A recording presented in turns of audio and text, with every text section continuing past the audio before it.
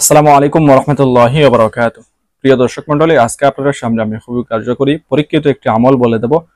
ইনশাআল্লাহ ইমার্জেন্সি যদি কোনো প্রয়োজন পড়ে, টাকার প্রয়োজন পড়ে, হঠাৎ করে আপনি টাকা পাবেন যার মধ্যে কোনো মিস নেই।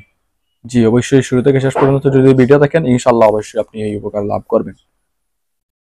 এখন বর্তমান যে সমাজ দেখা যায়, কেউ যদি কাউকে ঋণ দেয়, পরবর্তীতে এই ঋণ পরিশোধ করে না। ঋণ দেওয়া কিন্তু অনেক সওয়াব, করজে হাসানা, করজ দেওয়া এটা অনেক সওয়াব, কিন্তু পরবর্তীতে দেখা যায় কর্জের এই সওয়াব তুলতে গিয়ে অনেক কবিরা গুনাহ পর্যন্ত করতে হয়। কারণ ওয়াদা করবে, ওয়াদা মতো টাকা দেবে না, এরকম করতে করতে এক সময় তার তো মেজাজ তো খারাপ হবেই, কিছু বলবে, তখন ঝগড়া বিবাদ সৃষ্টি হবে, গুনাহ হবে।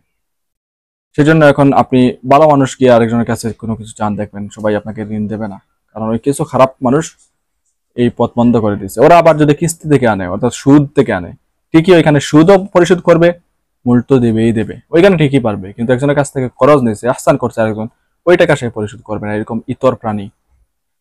তো ইনশাল্লাহ আজকের যে আমল, যদি আপনি এরকম হন যে কারো কাছে হাত পাততে আপনার শরম করে, শরম করারই কথা, কারণ তার কাছে আপনি চাইবেন, সে যদি দিবে এরকম কোনো আশা নেই, সে যদি না করে তাইলে আপনার অনেক মানহানি হবে, মুখ অনেক ছোট হবে। কেউ আছে 100 জনের কাছে চাইবে, 100 জন না বললেও তার কোনো আসে যায় না। তো এরকম সেটা আরেক দল। আর আপনার যদি এরকম হয় যে আপনার আত্মবোধ রয়েছে, কারোর কাছে আপনি কোনো কিছু চাইছেন, সে না দিলে অবশ্যই লজ্জা পাওয়ার কথা, আপনার লজ্জা থাকে, ঠিক আছে, লজ্জা এটা ইমানের অঙ্গ।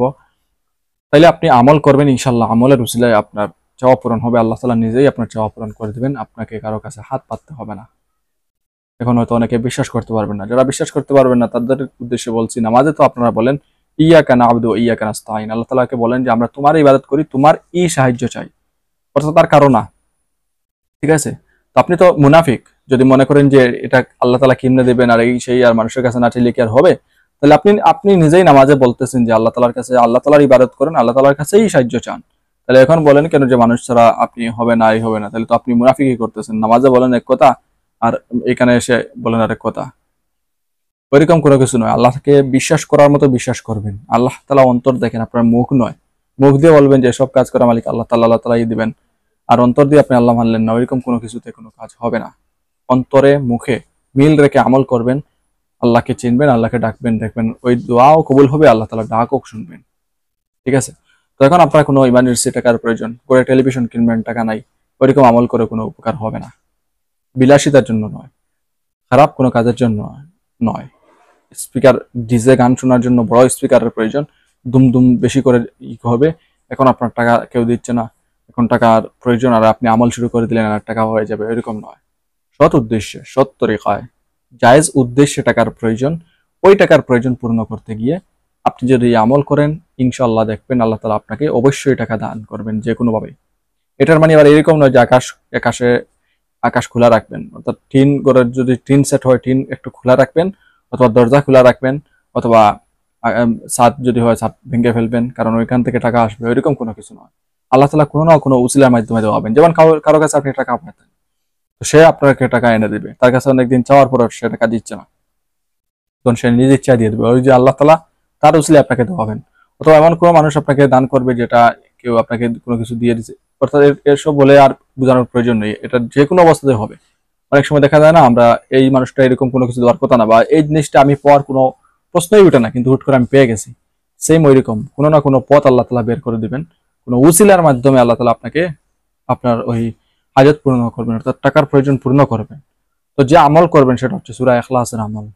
সূরা ইখলাস তো এটা অবশ্যই তো আপনারা জানেন, এটার কত ফজিলত রয়েছে। 3 বার পাঠ করলে এটা কোরআন শরীফ খতম করার সমতুল্য সওয়াব পাওয়া যায়। ঠিক আছে? ওই সূরা ইখলাস যদি আপনি 100 বার পাঠ করেন, বিশেষ কোনো হাজতের সময়, এটা যে আপনি প্রতিদিন পাঠ করবেন আর প্রতিদিন আপনি টাকা পাবেন, ওইরকম আবার নয়। হ্যাঁ, প্রতিদিন যদি আপনি পাঠ করেন তাহলে তো এটা বেশ ভালো, টাকা পাওয়ার চেয়ে আরো ভালো ভালো ফজিলত পাবেন।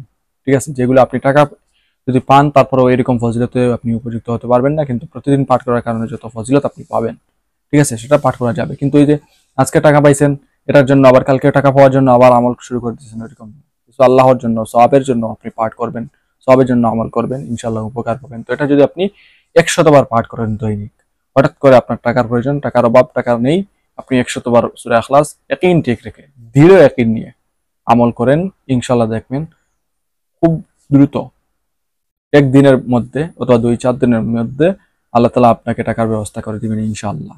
যেভাবে হোক আপনি যেই কাজে আপনি আটকা পড়ছেন, টাকার জন্য সমাধান পাচ্ছেন, এটা যে কোনোভাবেই সমাধান হবে ইনশাআল্লাহ। এরকম দৃঢ় যদি আপনি ইয়াকিন রাখেন, নামাজের মধ্যে যেরকম বলেন মুখ দিয়ে আর অন্তর দিয়ে যদি এরকম ফিটিং রাখতে পারেন, তাহলে ইনশাআল্লাহ অবশ্যই আপনার কাজ হবে।